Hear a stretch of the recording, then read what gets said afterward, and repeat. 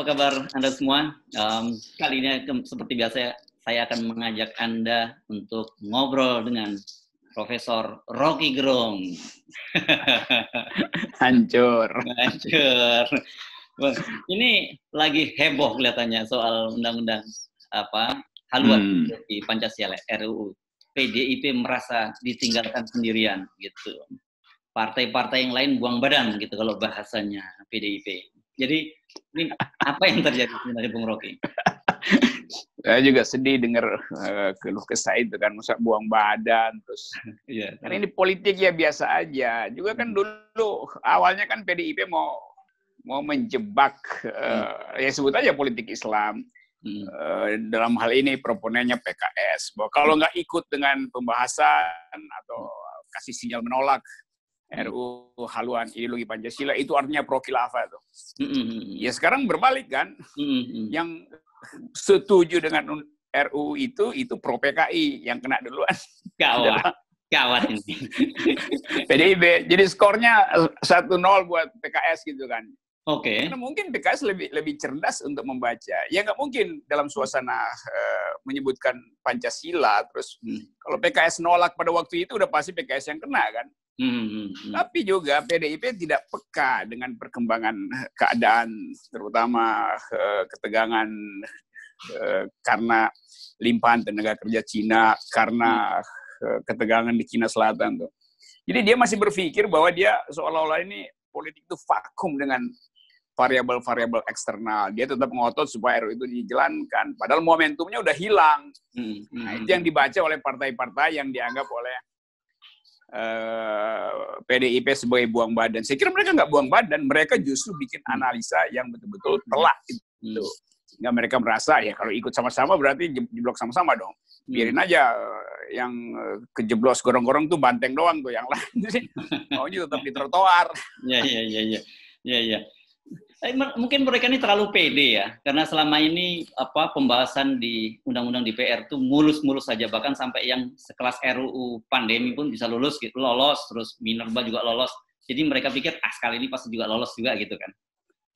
Ya karena waktu itu dia nggak hitung bahwa soal ideologi itu tersimpan di dalam benak orang tentang trauma. Ya kalau soal COVID segala macam ya sogok-menyogok selesai. Tapi ini kan soal yang berbekas di dalam sejarah kita dan ditulis dengan tinta yang masih basah sampai sekarang. Tinta yang menulis soal PKI 65 itu belum kering tintanya, itu diupayakan oleh Lemhanas pada waktu itu dan tidak selesai. Hanya diselesaikan di headline, tetapi di dalam batang beritanya tetap dia muncul sebagai isu. Nah, PDIP justru harus jangan bilang PKS yang buang badan, Presiden Jokowi yang buang badan kan. Presiden Jokowi yang akhirnya mengambil kesimpulan supaya kirim surat supaya dibatalkan dulu. Jadi sebetulnya itu yang terjadi sebagai pemimpin koalisi, ya Presiden Jokowi yang seharusnya mengamankan itu di DPR tuh dengan kemampuan lobby. Tapi itu yang saya terangkan tadi, begitu trauma dibuka, Purnawirawan langsung merasa Pancasila itu bukan 1 Juni, bukan 18 Agustus, tapi peristiwa real bagi mereka itu 1 Oktober. Berarti nggak sakit lagi dong Pancasila. Itu kira-kira pikirannya begitu tuh. Nah inilah kalau main politik berhitungnya itu nggak pegang kartu truf, tiba-tiba call tinggi, padahal nggak ada truf. Ya udah digergaji di bawah kan. Dibolongin lah tuh keutuhan berpikir dari PDIP yang dari awal udah bersemangat.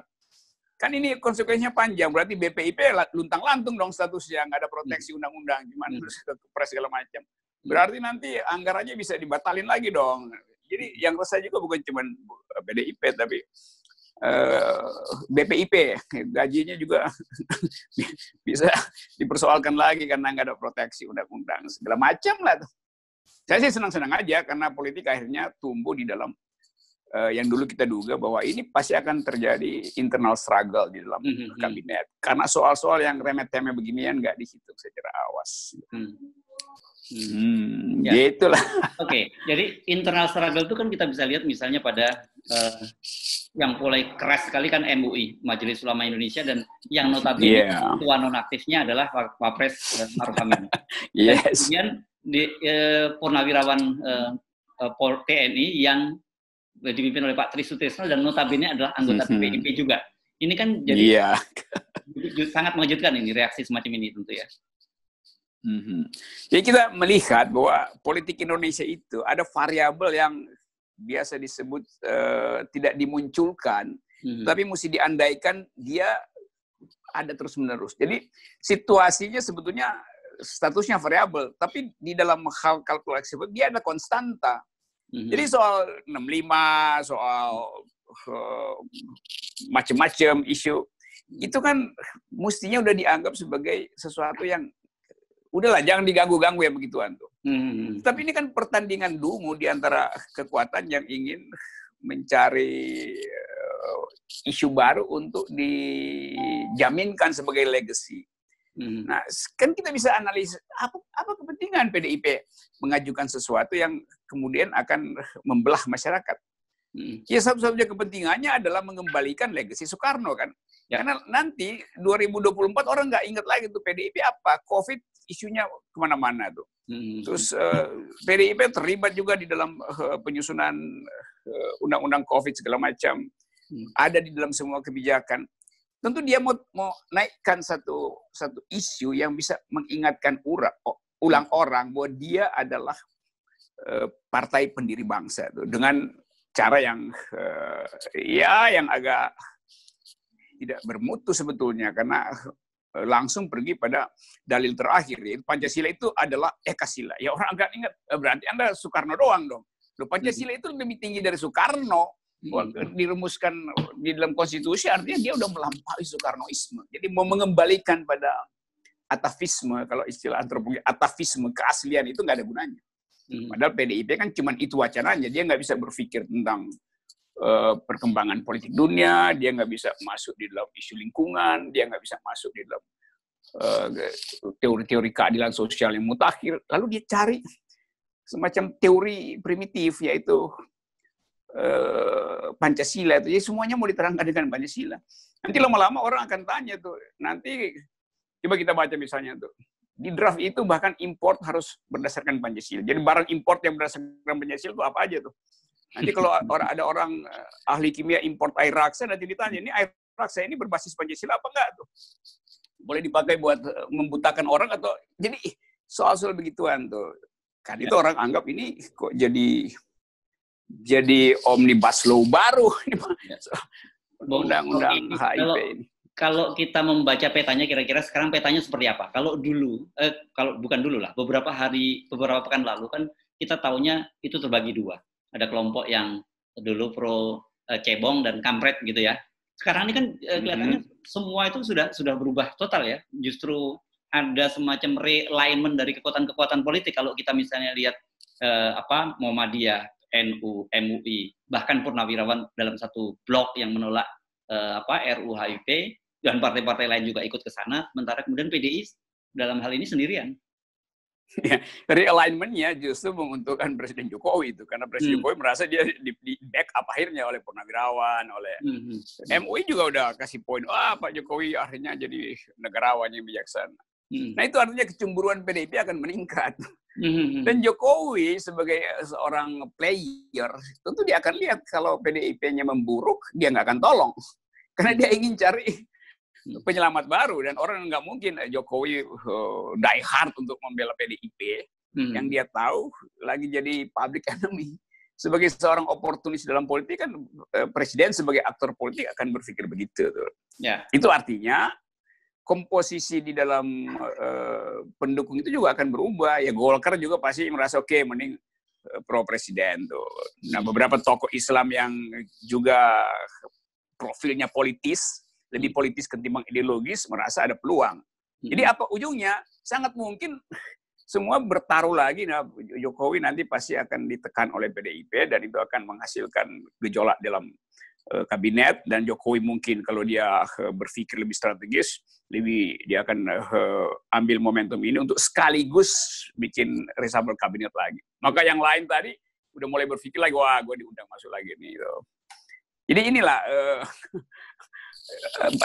berlapis-lapis simpanan kartu yang pada akhirnya kita sebagai pengamat saya nggak percaya betul bahwa ini adalah soal yang betul-betul pertengkaran argumentatif yang absolut. Di belakang pertengkaran argumentatif ini ada proposal-proposal politik yang pasti sudah diselundupkan ke meja kabinet, ke meja presiden oleh pembisik-pembisik. Bisa jadi karena hari kita dengar juga kemudian Presiden Jokowi bertemu dengan para purnawirawan yang dipimpin oleh Pak Tri, nanti muncul tuduhan baru bahwa oleh PDIP Presiden Jokowi buang badan juga dong, gitu, seperti partai politik.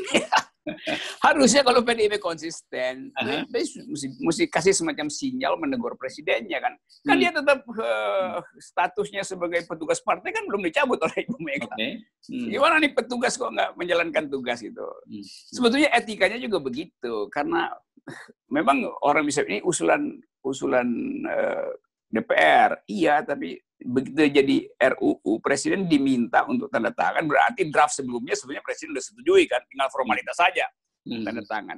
Kalau nggak ada public outcry, nggak ada tekanan publik kan Presiden akan tanda tangan juga.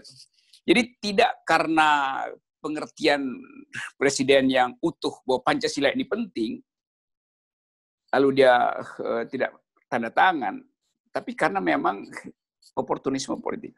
Kalau Presiden tahu itu penting, dia akan ambil risiko karena dianggap ini soal ideologi. Saya akan pertaruhkan. Bagaimanapun dikritik, ini adalah ideologi. Jadi Presiden sendiri tidak yakin bahwa Pancasila itu ideologi. Kan mesti itu ukurannya kan. Kan terus-menerus Presiden katakan, ini Pancasila adalah ideologi final. Ya kalau udah final, Presiden secara final juga memperjuangkan itu. Apalagi dia memimpin koalisi pemerintahan. Jadi saya bisa simpulkan PDI pasti kecewa pada PKS dan lebih kecewa lagi pada Jokowi itu. Itu kecewaan yang menggembirakan sebetulnya. Loh, kenapa pada PKS bukan kepada partai-partai koalisi pemerintah yang semula mendukung juga pembahasan undang-undang ini? Iya, kan buat PDIP itu ya yang partai pemerintah itu juga dari awal PDIP cuma mau meyakinkan PKS ikut supaya legitimasi dari perjuangan ini terbaca publik. Bahwa ternyata PKS ikut di dalam pembahasan. Dia partai-partai lain kan itu konco-konco biasa kan. Kan kalau saya ingin sesuatu itu sukses, saya mesti yakinkan pada lawan politik saya. PDIP secara ideologis lawan politiknya adalah PKS. Nah, PKS baca lebih jauh mungkin. Jadi saya kira PKS lebih cerdas lah. Dia bisa simpulkan toh nanti di ujung akan ada public outcry, akan ada keresahan. Oleh karena itu, PKS dari awal mencicil isu itu. Nggak terlihat PKS antusias di publik kan. Jadi PKS betul-betul partai yang sangat politis berpikirnya tuh. Ya tajam lah, penciuman politiknya tajam. Jadi kalau dengan situasi semacam ini, jadi prediksi Anda apa? Ini akan tetap dipospon seperti yang kemudian PDI menyatakan, oke, kita akan masukkan TAP MPR 2000 TAP MPR nomor 25 tahun 66. Kemudian kita juga sepakat menghilangkan soal Ekasila dan Trisila itu yang menjadi gotong royong. Tapi kita masukkan dong seperti usulan semula bahwa khilafah dan komunisme dan sebagainya itu adalah musuh ideologi Pancasila kan gitu. Kira-kira seperti apa formalnya? Iya. Ini kan politik bukan buang badan, tapi politik nyelamatin muka akhirnya kan. Padahal dalam soal ideologi nggak boleh ada penyelamatan muka. Jadi PDIP ya udah nggak bisa. Itu pasti apapun yang diusulkan PDIP, mau dia mau bikin ya oke, kita nggak pakai istilah Trisila atau Ekasila, silahkan publik yang tentukan apa isinya tuh. Itu tetap terbaca sebagai muka yang udah merah gitu. Jadi jangan kita anggap ini sebagai hal yang masih bisa ditukar tambah. Jadi kalau PDIP masih berupaya untuk nutupin bopengnya itu sama seperti orang memotong hidungnya sendiri untuk menambal bagian mukanya yang bopeng. Itu sama juga dia bikin bopeng yang baru lagi kan. Jadi udahlah PDIP ya secara fair aja bilang bahwa kesalahan kami dari awal tidak mengantisipasi jejak sejarah Republik. Kesalahan kami dari awal tidak mengikut sertakan pakar yang mengerti tentang konstruksi hukum, legal reasoning, apa sebetulnya sejarah ideologi dunia. Ini kan konsultan-konsultan yang nggak ada isinya tuh yang dipakai oleh PDIP kan. Itu yang menyebabkan publik merasa bahwa ya dari awal barangnya barang rongsokan, ngapain kita diminta untuk menyetujui itu. Nah sekarang barang rongsokan itu mau dijual ulang dengan dikemas baru. Oke, kami nggak ini, kami dimasukin barang rongsokan lagi. Jadi dari awal ide ini adalah ide konyol. Nah kekonyolan itu memperlihatkan kualitas sebuah partai politik kan.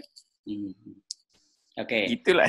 Yang kalau Anda diminta semacam apa, memberikan ucapan atau saran pada PDIP, apa yang akan Anda sampaikan? Cuman satu kemungkinan, kalau PDIP konsisten, dia ambil risiko untuk berseberangan dengan presiden. Karena bola ada di presiden sekarang, presiden dapat poin. Dia mesti kasih teguran pada presiden dengan resiko besar. Tapi kalau partai itu partai yang bermutu, orang akan balik untuk kasih apresiasi. PDIP ternyata punya urgensi karena soal ini ideologi, maka dia ambil resiko untuk berbeda pendapat dengan presiden. Nah di situ PDIP bisa kembali punya aura tuh. Biasa aja di dalam keadaan di mana partai itu mengerti alam pikirannya, dia akan ambil resiko itu.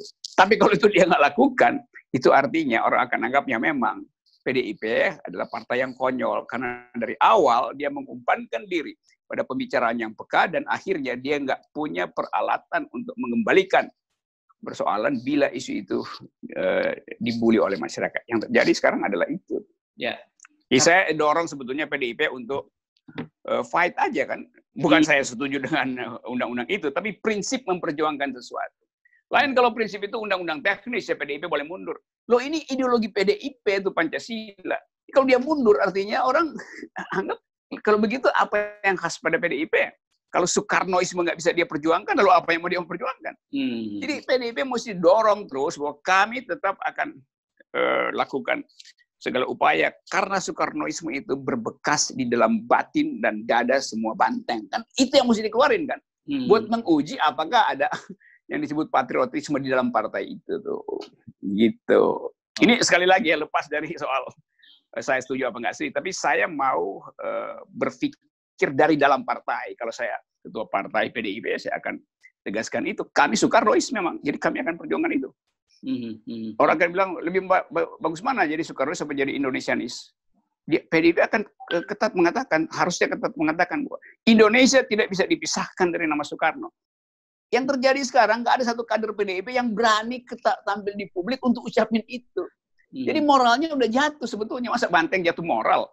Tanduknya keriting dong, nggak tajam lagi tuh. Itu kira-kira. Oke. Tapi sebelum saya tiba-tiba tadi sempat membaca tapi belum saya klarifikasi.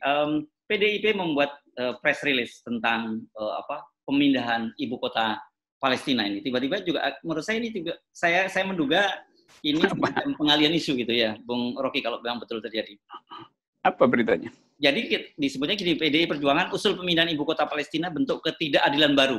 Nah, Pancasila bangun persaudaraan dunia. Nah, ini kelihatannya sebuah yang ditandatangani oleh Sekjen DPP PDI Perjuangan Hasto. Tapi ini menyebarnya di baru ya? Ya, menyebar di baru ya? Ya, menyebar di media sosial. Tapi saya belum melihat pemberitaannya yang resmi di media-media massa ini. Gitu. Jadi saya sih menangkap apa nih tiba-tiba kok PDI ngomongin soal ibu kota Palestina gitu? Ya itu kayak orang karena semua restoran tutup lalu diam-diam dia masuk dari belakang ngetok-ngetok tolong dibungkusin nasi uduk gitu.